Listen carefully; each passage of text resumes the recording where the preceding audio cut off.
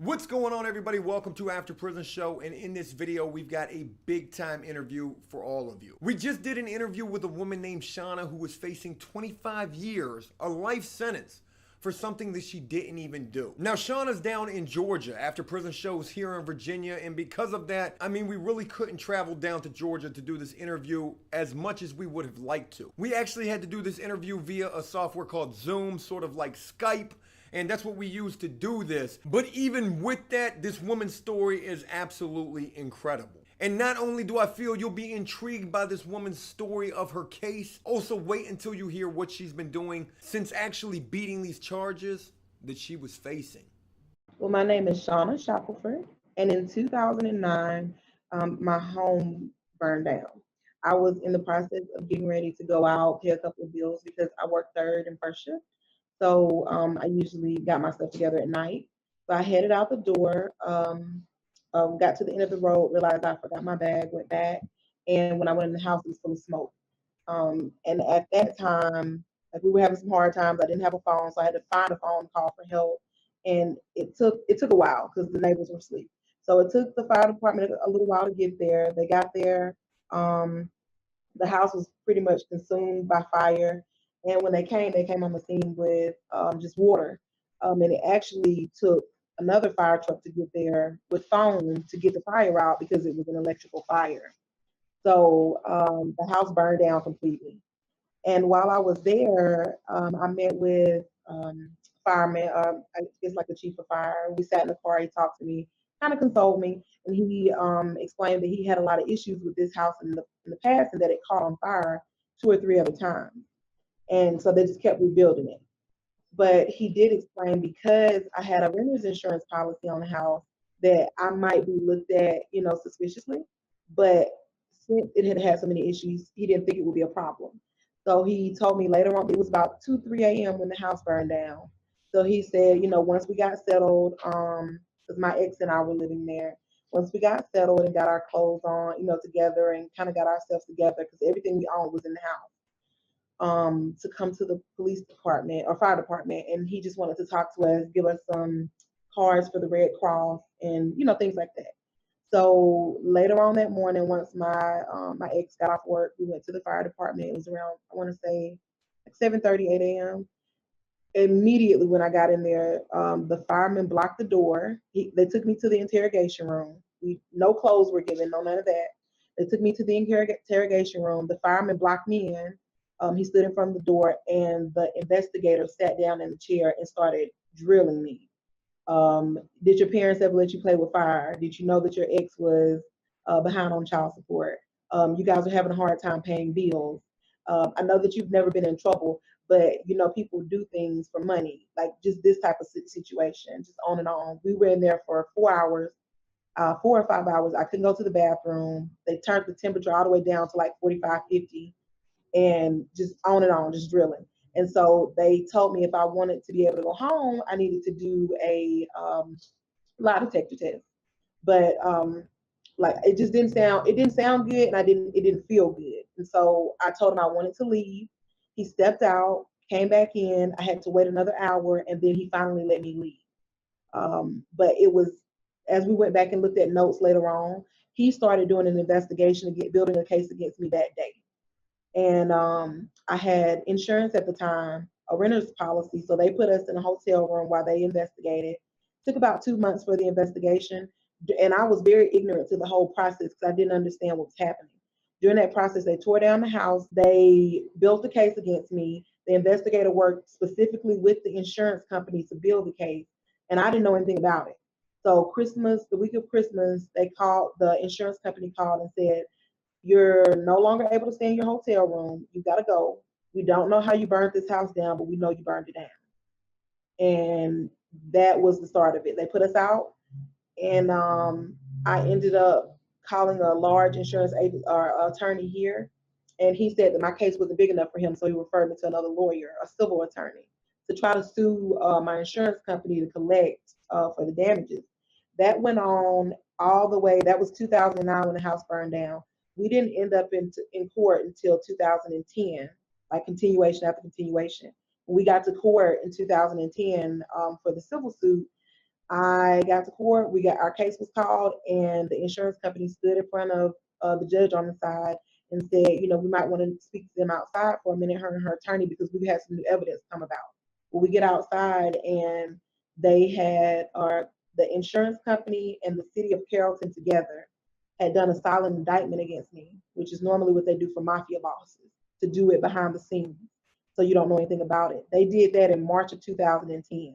So that warrant sat there all year into September of 2010. And at that time, I had to go turn myself in to jail, and they booked me and all that. And then I had to go and try to get a public defender because I didn't have money for an attorney. Shanna, back in 2009, you had a home that burnt down due to an electrical malfunction in this home. And because you had renter's insurance on this property, they felt that you were responsible for this. I mean, how did that make you feel? Like a criminal. And I really didn't understand it. It's a whole, it's almost like a whole scheme set up here. Like the insurance company definitely has some power in Georgia. Really wasn't a flat out reason for it. It's just kind of how it worked here. But it made me feel like a criminal. I felt small. I felt like I had no options, especially against a whole police department and two large insurance carriers. When they actually charge you for this, you were going to court for a civil suit against the insurance company because they had dropped coverage saying that they weren't going to represent you anymore. And they told you pretty much flat out that they felt you were responsible for this fire. Yes. In September of 2010, I went to civil court as for a case in order to try to collect on my insurance policy, since my insurance carrier had acted in bad faith. That's what they call it.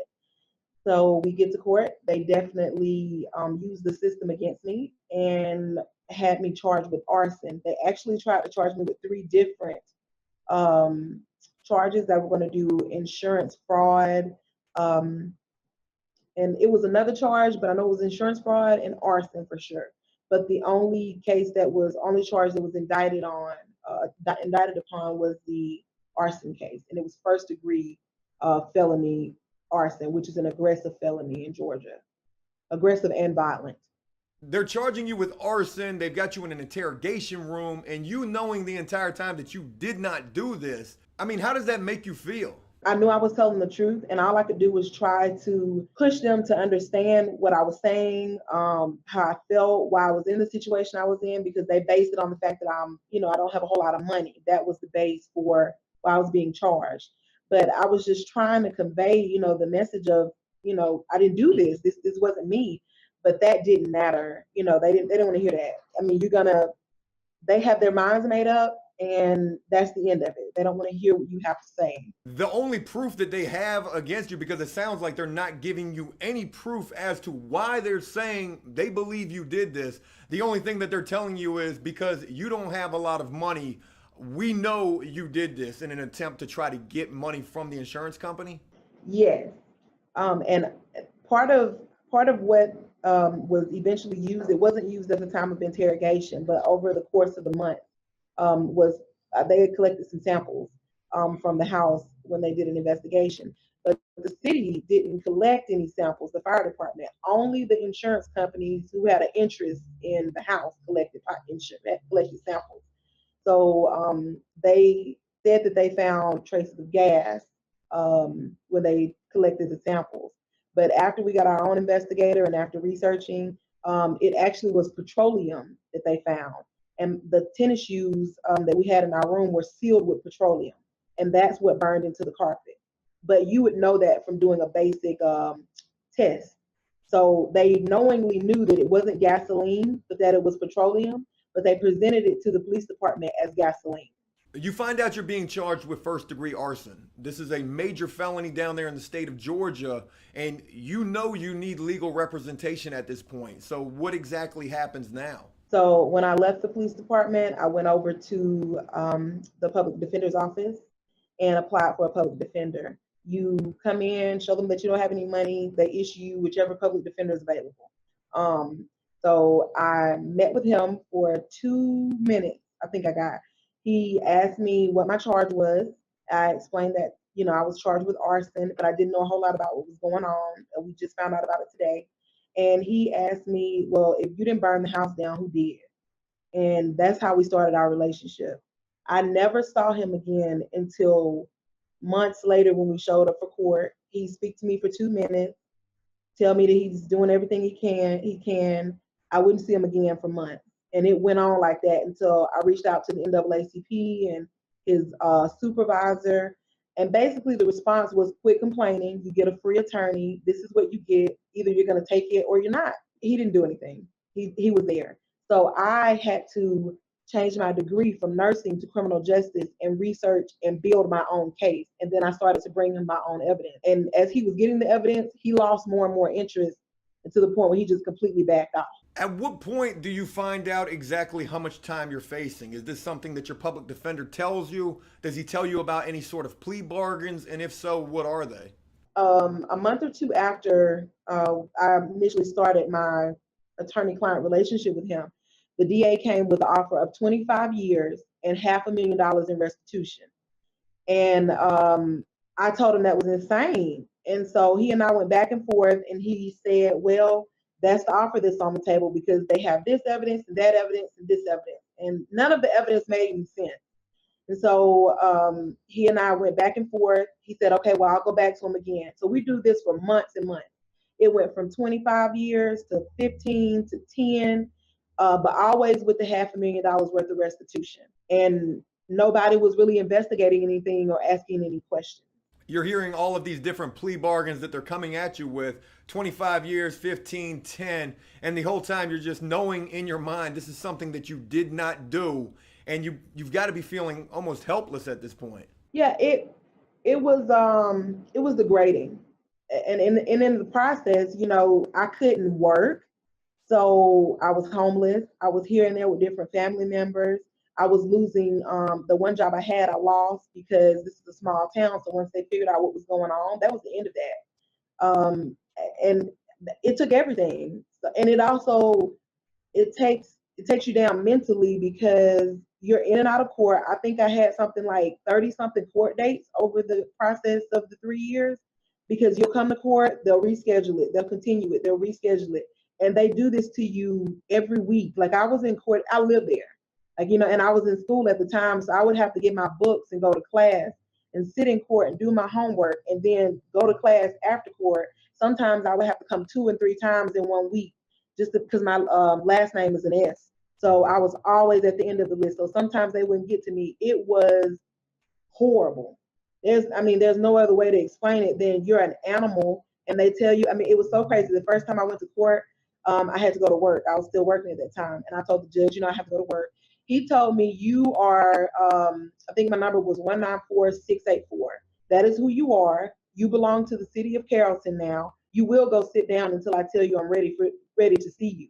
And that was how you are treated.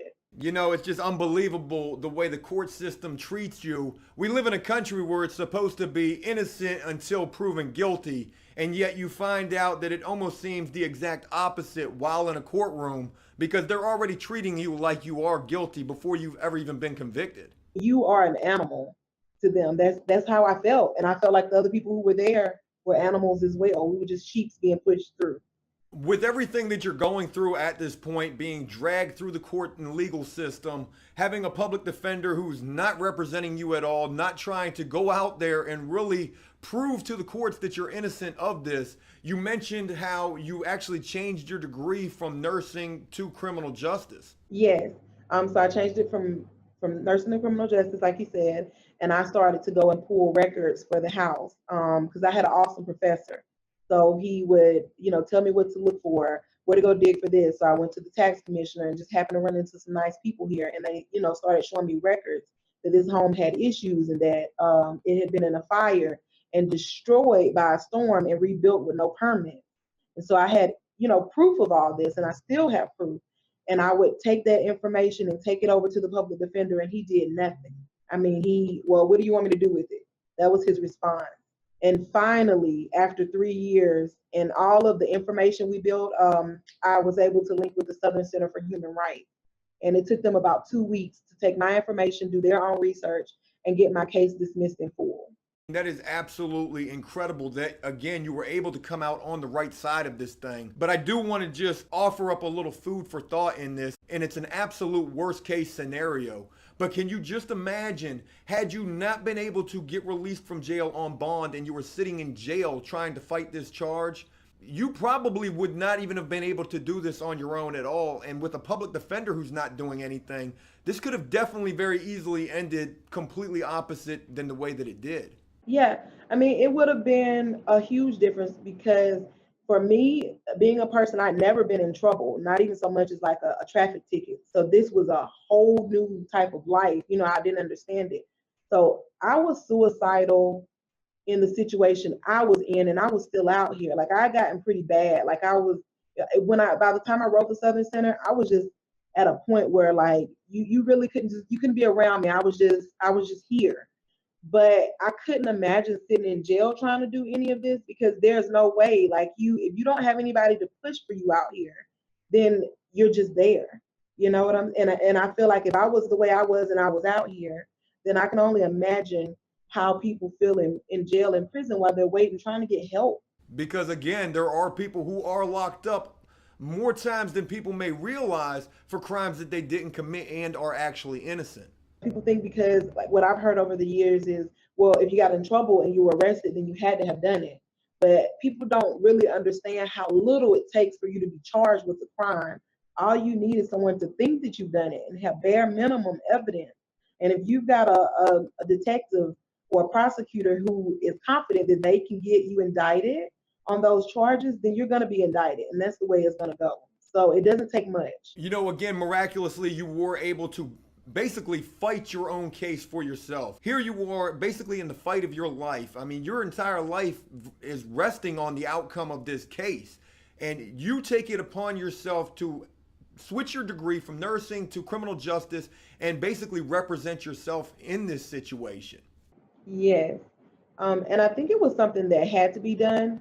What I noticed was a lot of these public defenders, like not all of them in that office were bad. There were a couple that were pretty good and they actually tried.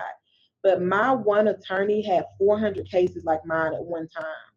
So they are overworked and people come to them without truly knowing your rights or what to expect. Since you were able to come out on the right side of this, thankfully, and again, miraculously, what has transpired since with the insurance company, with the courts? Have you been able to get any sort of retribution for them charging you for something that you didn't do? For the insurance company basically dropping you and just saying you're completely responsible for this? Has anything happened with either of those two things?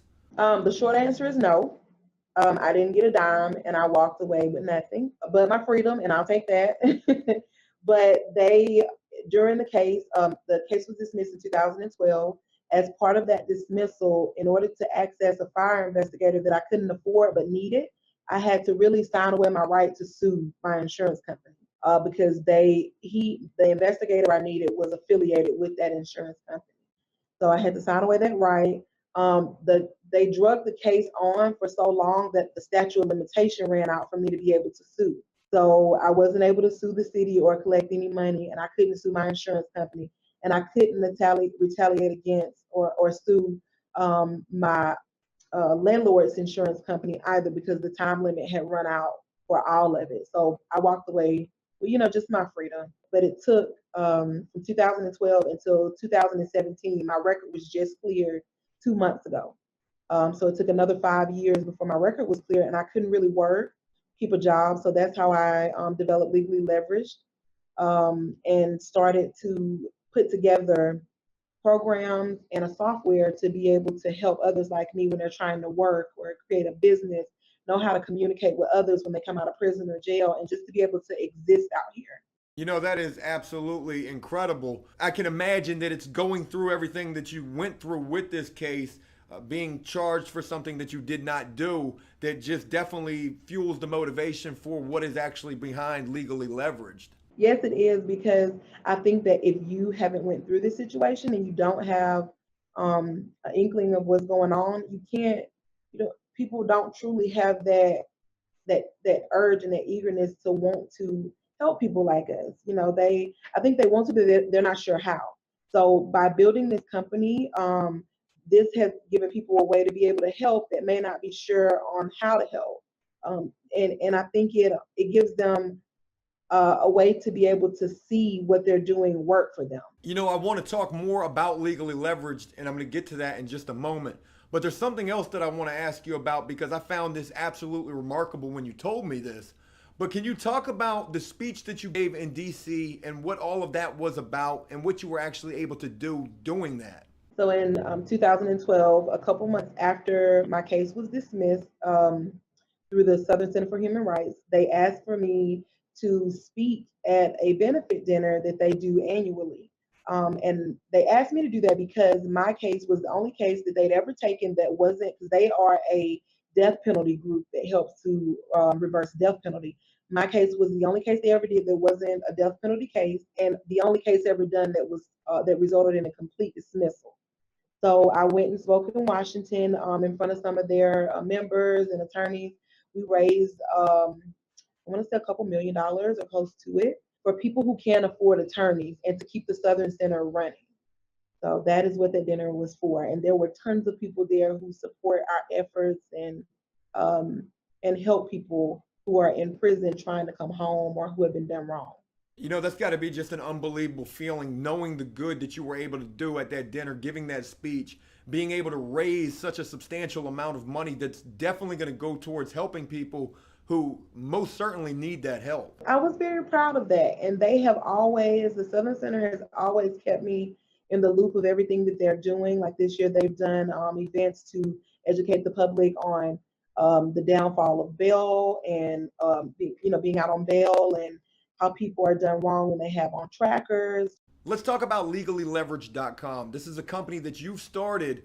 And could you just tell us about this company and what your goal with this is? It is a company that I've created to build software to rehab those who are coming out of prison or on that path to prison, to kind of give them some options on other things that they can do as far as entrepreneurship, accessing credit and capital if you have bad credit, or building trust in others who could support you. Basically creating that dialogue for you to be able to get help to create a business, because that is what most of us will have to do after we have a felony or have encountered the system and have years of our work history missing.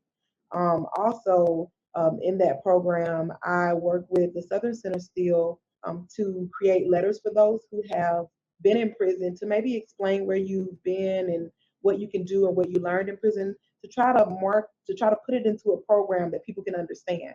And we've gotten a couple of employers who are willing to work with people who come from our program to work and teach them a trade so that they can open up their own business. And with Legally Leverage, I wanted to create an open space where employers and people from prison could come and talk and be able to kind of get a direction of where we could go to get people employed more, or give them some options for training so that they can create a place where they can work and hire others like them. And I'd like for Legally Leverage to grow into a place that eventually offers, along with the software and coaching, transition housing, as well as some type of support while you're in prison. Because what I noticed was you don't have people to really send you items or pay for you to call. That was something that I experienced, and I'm hoping that Legally Leverage will be able to do that for people who are in prison. That's what I like to grow to. So we sell shirts and hats and things like that through our company to be able to try to put back into it. And eventually, the goal is to get the software off the ground and be able to use that to stabilize Legally Leverage. I mean, it really sounds like you've got some high hopes for this company. And if all of this could come into fruition, it definitely could be something that absolutely helps those who are either heading to prison, trying to avoid prison, or coming home from prison. Where do you see Legally Leveraged at right now? Is this still basically in a startup stage? Is this having any sort of success right now? So I have acquired a space now, and we have our IT team and graphics team together, just kind of working on. Because what I did was wrote out the software. I don't do software or anything like that. So I wrote it out, put my ideas onto paper, and then gave it to our IT person. So he's been working to get it into a program, and then I've been building coaching material. And at the space now, we're just kind of building it up, getting everything set up so that that way we can start with some sample guides, let them use the software and the training course to see if it helps them at all, like it has helped me, because basically I'm my own test project. So to see what it does for them and then kind of go from there. So we're at the basement level, like the starting block. But there's nothing else really like it out here. So we're kind of having to learn as we go and put our own funds into it and just kind of go as we can. Well, even with being at the basement level, there's a saying that goes from the bottom, there's only one way you can go, and that is up. I really feel what you're trying to create here could be something that absolutely helps countless people out there. And you being your own testament to that, I wish you nothing but success with this. Thank you so much. And I'm just so glad that you have allowed me to come on to the After Prison Show and, tell my story and just kind of, bring some awareness to legally leveraged and what we're trying to do and what we're trying to create for people because it's needed.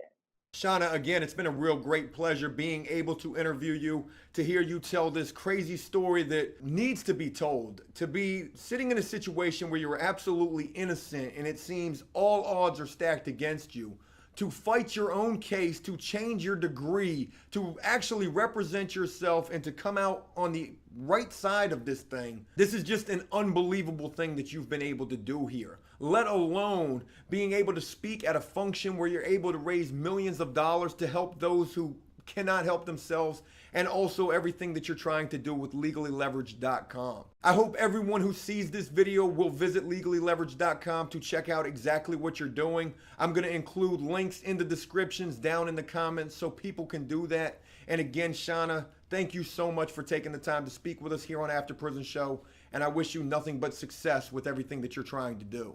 Thank you so much for having me, Joe.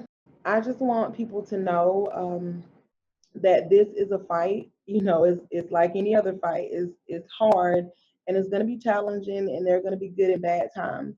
But I faced the whole system and in the end won. So anything is possible as long as we stick together and we work hard. So this is something that we're going to have to build together to give other people options and ways out of this. So just push forward, never give up, support Legally Leveraged. Legally Leveraged will support you, and let's just see what happens with this thing. I think we need a new option and a new way. And I'm sure that we can change how things have been. I'm positive in that.